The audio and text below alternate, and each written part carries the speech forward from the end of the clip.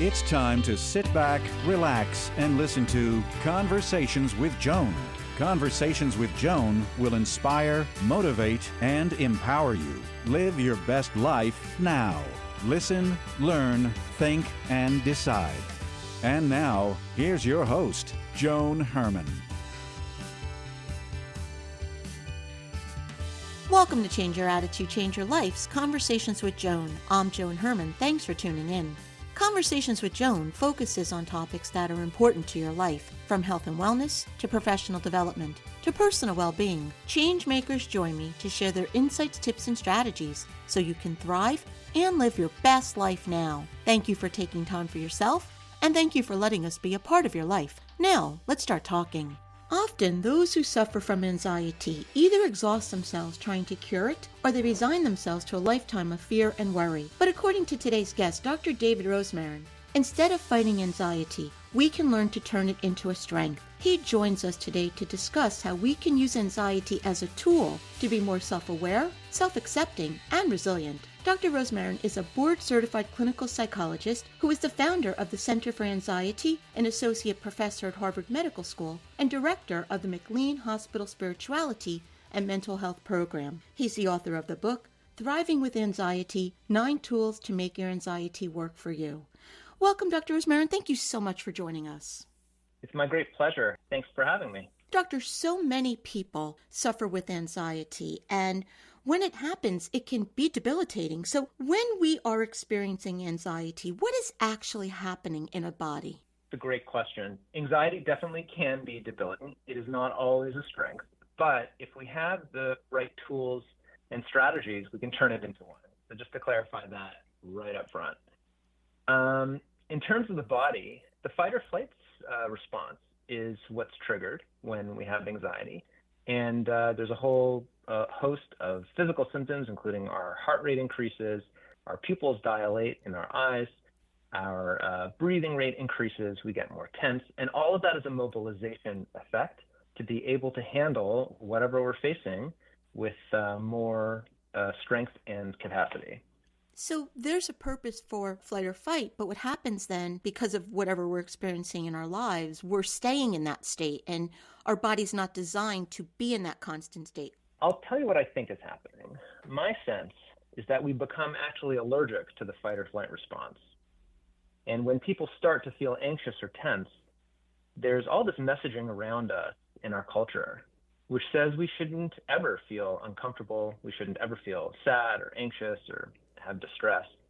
So then when the fight or flight response goes off, the immediate response is, oh my God, something's wrong with me. And of course, what that does is just makes the fight or flight worse, and anxiety cascades. If we have this vicious cycle that goes on, we have the response and then more stress that triggers more response, and we just stay in this loop. How do we get out of that? How do we break that cycle?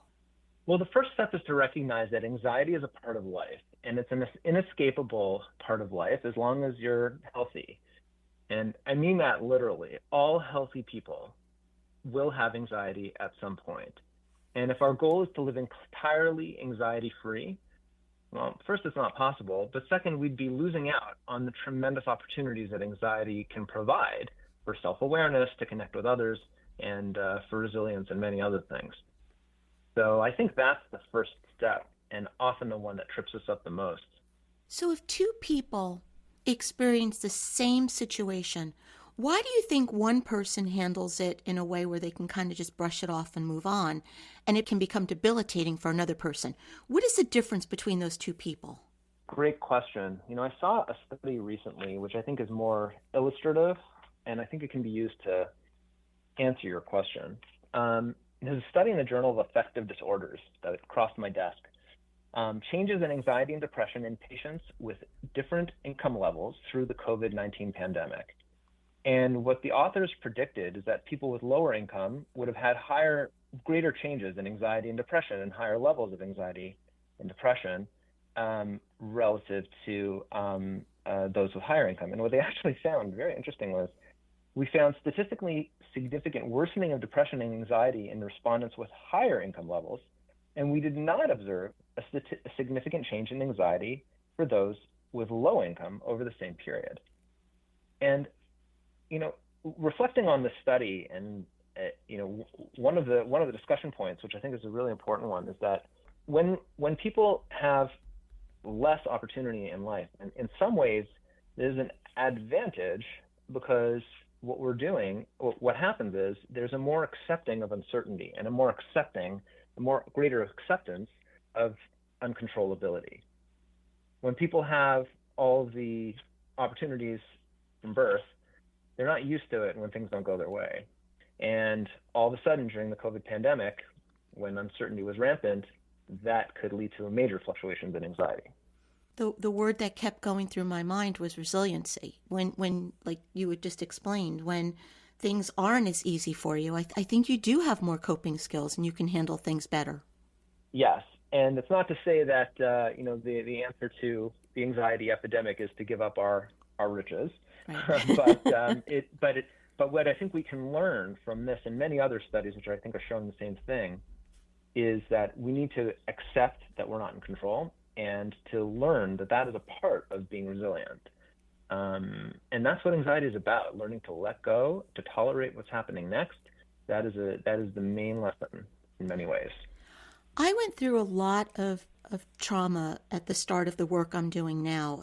Literally in a period of 5 months, my mother died, my sister died, my 23-year marriage ended, and my oldest son left for college. So I lost everything that I knew. Wow. And I was in a bad place. I'll be really honest. I wasn't in a good state back then.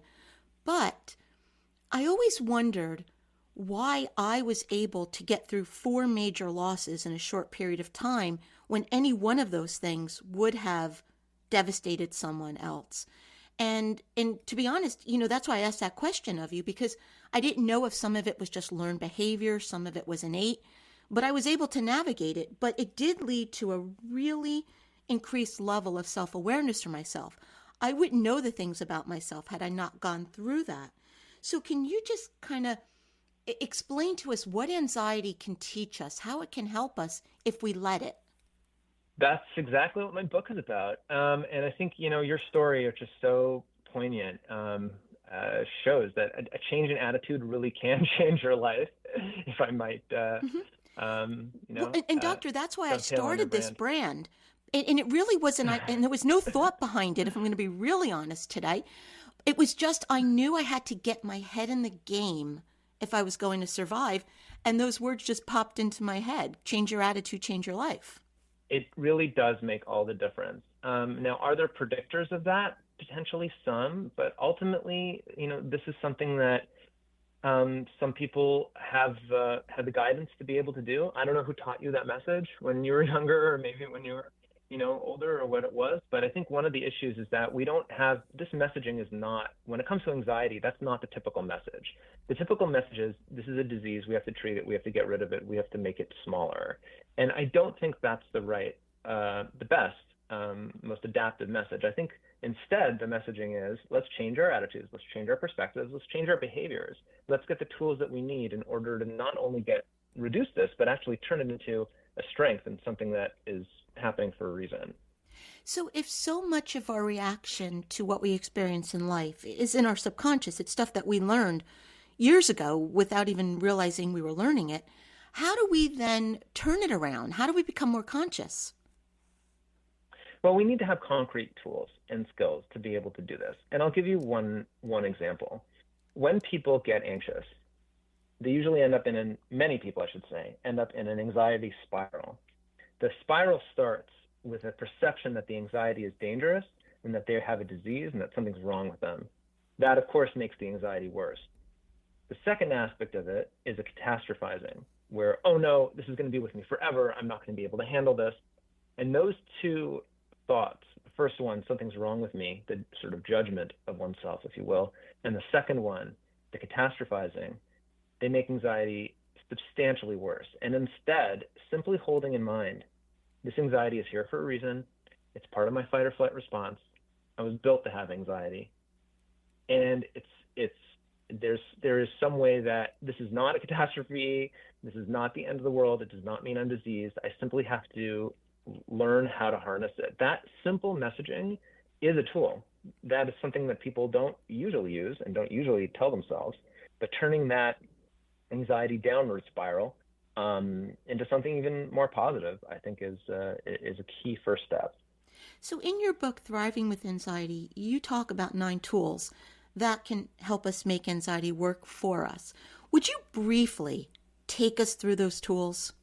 Well, I'll give you one, which comes up early in the book. It's in chapter 3, which is that sometimes we need to many times, in fact, we need to face our fears and face what's making us anxious and stressed. And what happens, amazingly, is that the body will adapt and your anxiety will come down on its own. Now, this is something people don't often know. The fight or flight response is caused by adrenaline, which goes immediately into the bloodstream when people people perceive a threat. And that's called the sympathetic nervous system. But right away, the second that your sympathetic nervous system goes into gear and starts to pump adrenaline into your blood, and you start to feel those anxious response, there's something else that happens, which is called the parasympathetic response. And what that is a cooling system. And it will go off, unless there's something, neurologically or, endocrine, somebody has an endocrine problem, or, with rare exception, those two will go off together. But the parasympathetic system, the one that cools you down, is much slower acting. So that one could take an hour to take an effect. The sympathetic nervous system happens right away. So naturally, your anxiety will go down on its own. It will naturally come down. And for that reason, when we face our fear, you can be guaranteed that eventually it's going to crest and it will start to plummet.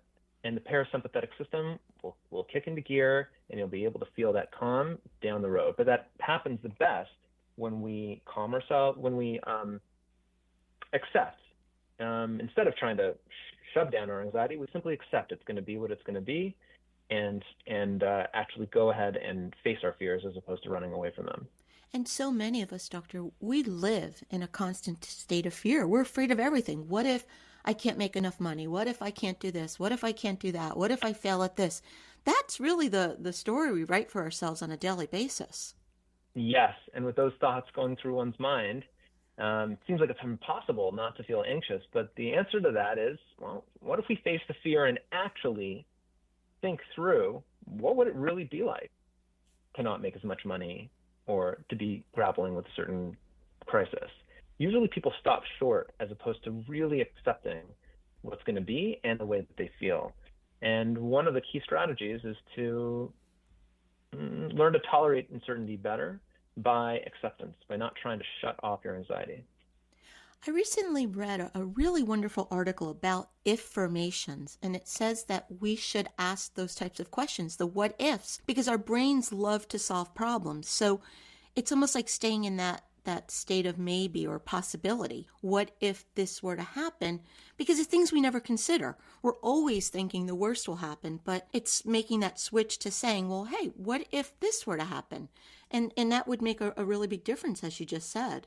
Yep. When we don't handle it, when we try to shut off the anxiety valve right away, then we actually close ourselves off to all sorts of possibilities.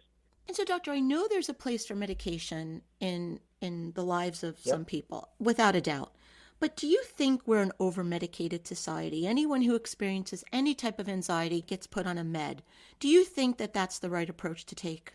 Firstly, I agree with you that there certainly is a time and a place for medications.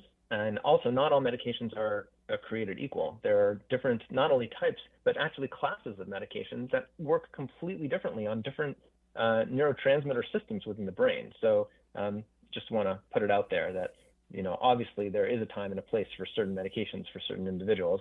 And I would even say many, or if not, most individuals who need anxiety treatment might require some medication at some point. However, I don't think it's a good thing that a doctor's visit with 10 minutes of assessment when a patient comes in and says, hey, I'm feeling anxious, and then they walk out with a prescription for Xanax. I don't think that's responsible medicine. I think that's made the anxiety epidemic substantially worse. And instead of giving people an opportunity even to reframe their anxiety, to learn how to deal with it, what we've done is actually made them more allergic to their anxiety, because what we've essentially done is sent them the message something is wrong, and they can't function with high levels of anxiety, which is not true in many cases. And you're not getting to the root of the problem. So would the goal then maybe be, if someone does get medicated, then to make lifestyle changes? Is there a chance they can get off the medication? There is, if they want, and in many cases that does happen.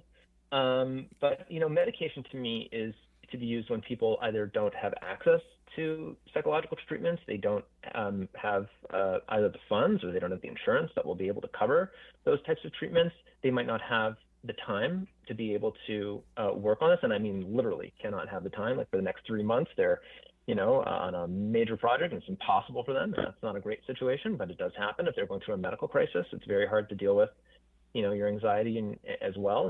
I understand those kinds of situations. And the other thing is that anxiety can be used in tandem in many cases with psychotherapy and with self-study and all sorts of strategies to make anxiety a little bit less, but not entirely gone away. And then we can learn to tolerate our anxiety over time, leading to the outcome that you mentioned before, which is eventually, hopefully, getting off of medications if people choose to do so. And I think what the exciting message in your work is, Doctor, when we experience anxiety, everything feels so outside of our control, like there's nothing we can do about it. But like you said, if we're willing to do the work and make some of these important changes, I think we have a lot of power over it. The irony is that the more we accept that we're not in control when it comes to anxiety, the more control we have over it. So that's a double-edged sword. The messaging around control that I really try to emphasize is to let go. And once we do, you're right, we do regain control. The boomerang comes right back around, but we got to throw the boomerang pretty far and really watch it travel and have faith that it'll eventually come back. And I like not an easy process. Well, and I like the concept of letting go, because that's something that I tried years ago when I was starting to be afraid of everything. I finally just sat back and said, "Oh, just come and get me, get me, I'm here." And the minute I said, "Come and get me," nothing came to get me. That's exactly it. That's exactly one of the messages that we need to start telling ourselves and others. And so, Doctor, where can our listeners go to get more information about you and your work? My author's website is dhrosmarin, my last name, .com, and there's information about the book. And once again, the book is Thriving with Anxiety, 9 Tools to Make Your Anxiety Work for You. Doctor, thank you so much for spending this time with us. Thank you. What a pleasure. Thank you for joining us. I hope you found the show informative. At Change Your Attitude, Change Your Life, we believe that knowledge is power. Take what you've learned, apply it, and live your best life now. Remember that the information provided is the opinion of our guest and should never replace the advice of a professional who knows your personal situation. If you'd like more information, visit our website, cyacyl.com. That stands for Change Your Attitude, Change Your Life. While on our site, listen to past shows on demand, read the digital magazine, sign up for our mailing list, and be sure to follow the show on social media. Until next time, this is Joan Herman. Thanks for tuning in.